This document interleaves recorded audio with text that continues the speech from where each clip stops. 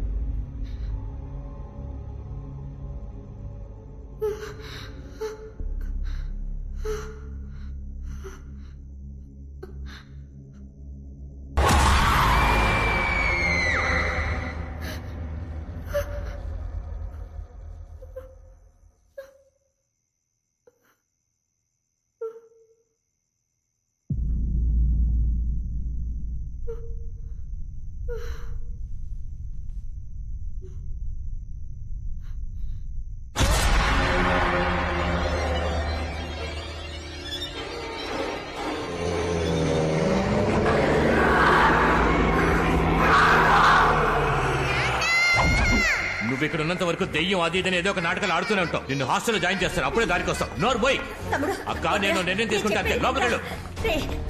పిల్లరా నా మాట వినరా, హాస్టల్ అది వద్దురా, పిల్ల మనతోనే ఉండలేరా. అక్కడ కూడా ఏవో నాటకాలు ఆడమని తెలిసిందో హాలిడేస్ కూడా ఇంటికి రానివ్వను.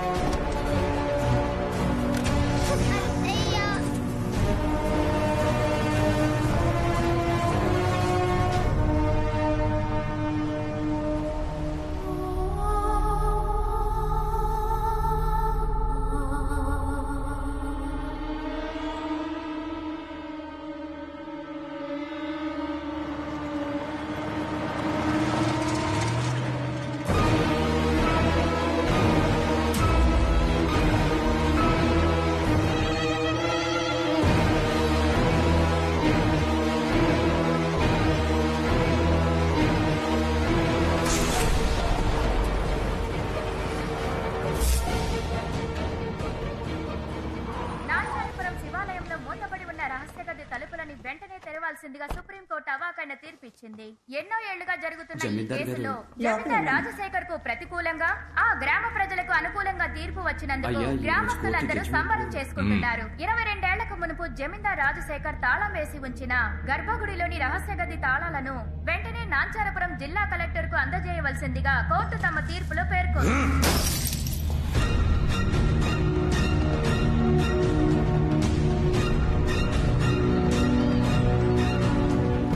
నువ్వు గుడికెళ్ళు. అలాగే.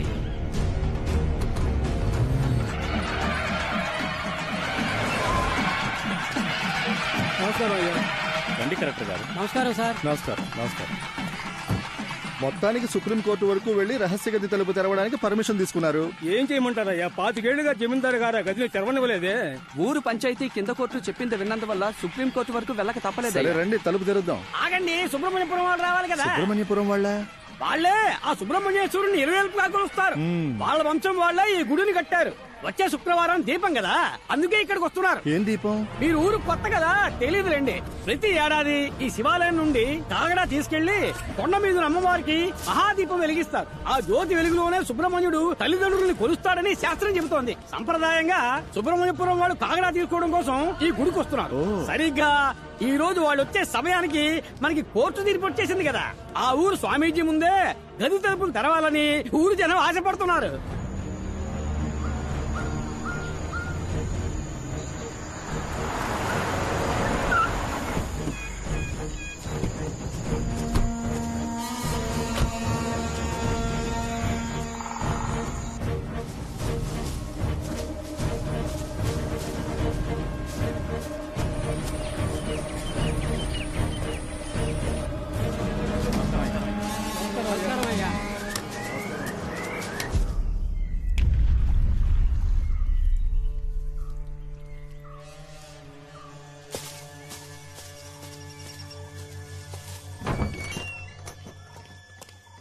సోమి, ఏం జరుగుతుందో తెలుసా? తెలుసు. బుద్ధి లేని జనాలు తాళం వేసిన రూమ్ లో కోట్లు విలువ చేసే నగలు బంగారం ఉన్నాయనుకుని కేసుని ఇలా చేసి పారేశారు. అందులో ఉన్నది మట్టిగడ్డే. అందులో ఉన్నది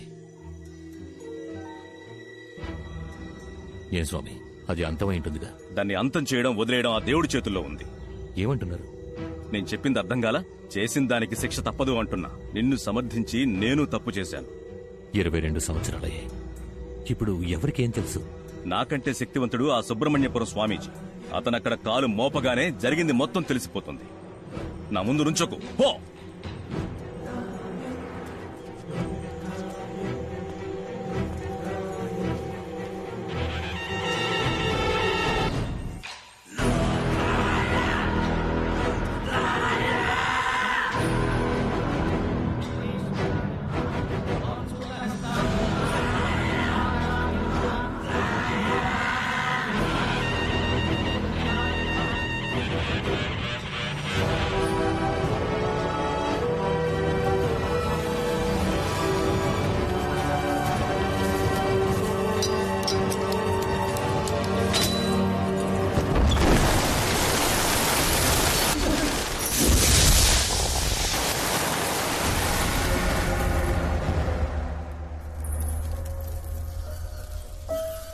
ఈ రూమ్ లో ఏమీ లేదే.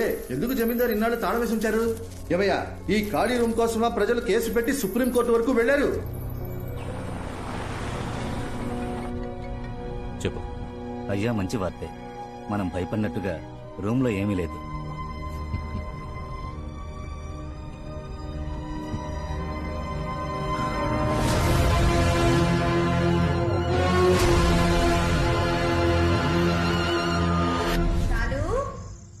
ఎక్కడున్నావమ్మా? షాలు, షాలు, షాలు. పిన్ని, ఏంటి? షాలు ఎక్కడైనా మీకు కనిపించిందా? నా మొగుడు ఎక్కడా అని నేనే వెతకలేక చేస్తుంటే నువ్వొకటివి. షాలు.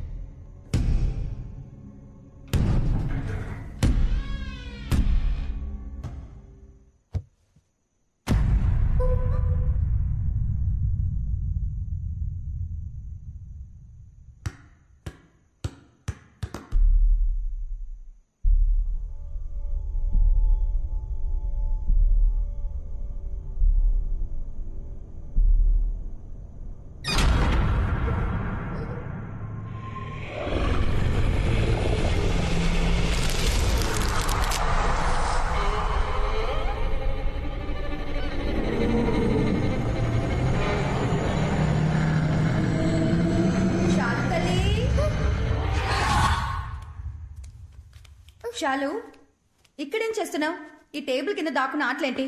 నిన్ను ఎంతసేపటి నుంచి వెతుకుతున్నానో తెలుసా? రా, ఫోన్ చేద్దాం. మసు మరణం టప్పు తరుణం అతని పేరే మనకు శరణం. మసు ఏంటమ్మది షాలుని జాగ్రత్తగా చూసుకోమని చెప్పి నేను నీకేగా అప్పగించి వెళ్ళాను. దానికన్నా నీకు టిక్ టాక్ ముఖ్యమైపోయిందా? వీడియోకి లైక్ పెడతావనుకుంటే నువ్వు ఫోన్ నీ కింద పడేస్తున్నావేంటి? నీ కోపం పొగర వల్లేని కట్టుకున్న మొగుడికి డైవర్స్ ఇచ్చేసి ఇక్కడ పిల్లతో ఒంటరిగా కష్టపడుతున్నావు. నువ్వు మాత్రం ఏంటి నీ మొగుడుతోనా ఉన్నా? వాడే నన్ను వదిలేసి పారిపోయాడే. నా రాత బాగోకే నీ పిల్లని చూసుకుంటూ నా తమ్ముడు పచ్చనే ఇలా బతుకుతున్నాను. కానీ నీ మొగుడు సంగతి అలా కాదుగా. మా అల్లుడు బంగారు కొండ. మీ చెల్లెలు నన్ను తరుముకొస్తోంది. ఈ రోజేంటి అరుస్తోందా కరుస్తోందా? అరుస్తూ కర్రతో వస్తుంది. నన్ను ఇరికించొద్దు. ఎక్కడికి చచ్చావు? నువ్వు మాత్రం ఈ రోజు నా చేతికి దొరికావో ఒకే దెబ్బ మళ్ళీ లేకపోతే ఊర్లో అందరి దగ్గర అప్పులు చేసి దానికి వడ్డీ కట్టాలని ఆస్తామేశాడు. ఏదో అన్నయ్య కాళ్ళు పట్టుకొని ఇంట్లో మూలుంటాడని తీసుకొస్తే మళ్ళీ కుక్క బుద్ధి చూపిస్తున్నాడు. ఇప్పుడు నా చేతి కాజేశాడు. దొంగ పంది. పాపమే, ఆయనకి వినిపించిందంటే చాలా ఫీల్ అవుతాడు. మొహం వాడికి సిగ్గు సరం లేదు. తీసుకున్న అప్పుని ఇంకో 4 రోజుల్లో ఆడు తీర్చలేదో నీ కూతుర్లా నేను డైవర్స్ ఇచ్చి పారినొక్తా. అప్పుడే అప్పులోడెవడు వడ్డీ కట్టి గిడ్డి కట్టని ఇంటి ముందు నిల్చోడు. మీ అత్త మామల కుటుంబం రాజకీయాల్లో మునిగి తేలింది. మీ మామగారు పోయాక మీ ఆయనకి అదే పోస్టింగ్ ఇచ్చేశారు. గెలిచి ఎమ్మెల్యే అయిపోతాడని అప్పో సప్పో చేసేశాడు. ఆఖరికి ఓడిపోయాడు. గెలిచే మొహం అది. నేను చెప్పేది వినవే. సేట్ని ప్రస్తుతం దీంతో అడ్జస్ట్ అవ్వమను. ఏంటి చిట్టిబాబు గారు ఇది? సేటు జుబ్బా కుట్టివ్వమంటే మీరు వట్టి చెడ్డీ కుట్టిస్తే ఎలా? ఇది ఏ మూలకే? మీరు మాత్రం ఇంకో వారంలో ఫుల్ అమౌంట్ సెటిల్ చేయకపోతే సేటు మీ జమీందారు బావగారి మీద కేసు పెడతానంటున్నాడు. ఆయన మీద? అవును, మరి మీకోసం ఆయనే కదా పూచి సంతకం పెట్టింది. ఆయన ఎక్కడ పెట్టాడు రా? ఆయన సంతకం నేనే కదా పెట్టా. అంటే మిమ్మల్ని బొక్కలో తోస్తే జమీందారు గారు జామీన్ ఇవ్వలేరన్నమాట. జమీందార్ జామీన్? ఈ టైంలో ఈ రైమింగ్ ఇప్పుడు అవసరమా? ఏదో ఒక చక్కటి ఐడియా ఇవ్వరా? దీనికి ఒకే ఒక ఐడియా ఉంది. ఏంటి? సేటు గారు ఎప్పటి నుంచో ఈ అంతఃపురం మీద చుట్టూ ఉన్న ఖాళీ స్థలం మీద ఒక కన్నేశారు. జమీందారు గారితో మీరు ఏదో ఒకటి చెప్పి ఈ అంతఃపురాన్ని అమ్మేలా చేస్తే ఇందులో వచ్చే కమిషన్ అమౌంట్ తోనే మీ అప్పు మొత్తం తీర్చేయచ్చు. నేనే వడ్డీకి డబ్బులు లేక ఇల్లరికి పల్లుడుగా వచ్చాను. జమీందారుతో నన్ను చెప్పమంటున్నావే? ఆవిడ్ని మాట్లాడమని చెప్పండి. అది నాతోనే సరిగ్గా మాట్లాడదు. నా తరపున మాట్లాడుతుందా? నీ దగ్గర దాచడం ఎందుకు? పెళ్ళే ఈ ఏడాదితో 15 ఏళ్లు పూర్తవుతున్నాయి. ఇంకా ఫస్ట్ నైటే జరగలేదు. దాన్ని ముట్టుకోవాలంటే నేను అప్పు తెచ్చాలట. అయితే మరి అక్క ఇంకా ఫ్రెష్ గానే ఉన్నారా? చాలు, నువ్వు రాను రాను బాగా అల్లరి చేస్తున్నావు. తినకుండా మానేయడానికి ఏదో ఒక రీజన్ చెప్తూనే ఉన్నావు. ఏమీ లేని ఇంట్లో దెయ్యం ఉంది భూత ఉందని డ్రామాలు ఆడడం స్టాప్ చేయి. లేదంటే నేను హాస్టల్ కి పంపించేస్తాను. ఐడియా. అంతఃపురంలో ఓ ఆత్మ తిరుగుతోందని మనమే పుకారు పుట్టిస్తే అందరూ వెళ్లిపోతారు. అంతఃపురాన్నప్పుడు ఈజీగా అమ్మేయచ్చుగా. మరి దెయ్యాన్ని ఎలా రప్పిస్తారు? వాణిక్యం, నీ సెల్ ఫోన్ లో నువ్వు సెల్ఫీ తీసుకున్నప్పుడు నీ మొహాన్ని ఎప్పుడు చూసుకోలేదా? ప్లీజ్ నా కోసం నేను చెప్పినప్పుడు దెయ్యం వేషం వేసుకో. నా ప్రాబ్లమ్స్ అన్ని సాల్వ్ అయిపోతాయి. అయ్యో కొత్త ప్రాబ్లం వచ్చింది. నువ్వు వెళ్ళిపో, నేను వెళ్ళిపోతా.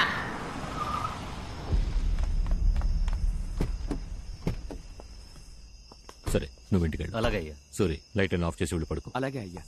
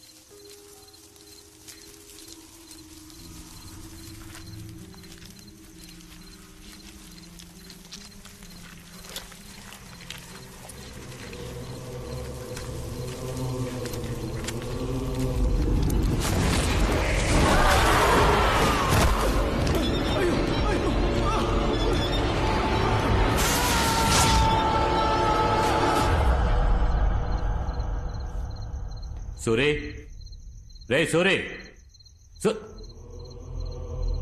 రే వెళ్ళి ఆ జనరేటర్ ఆన్ చేయి. వెళ్ళు. రే సూరి, పిలుస్తుంటే వెళ్ళిపోతున్నాడేంటి? రేయ్ సూరి నిన్నే సూరి రేయ్ ఆగు సూరి ఆగరా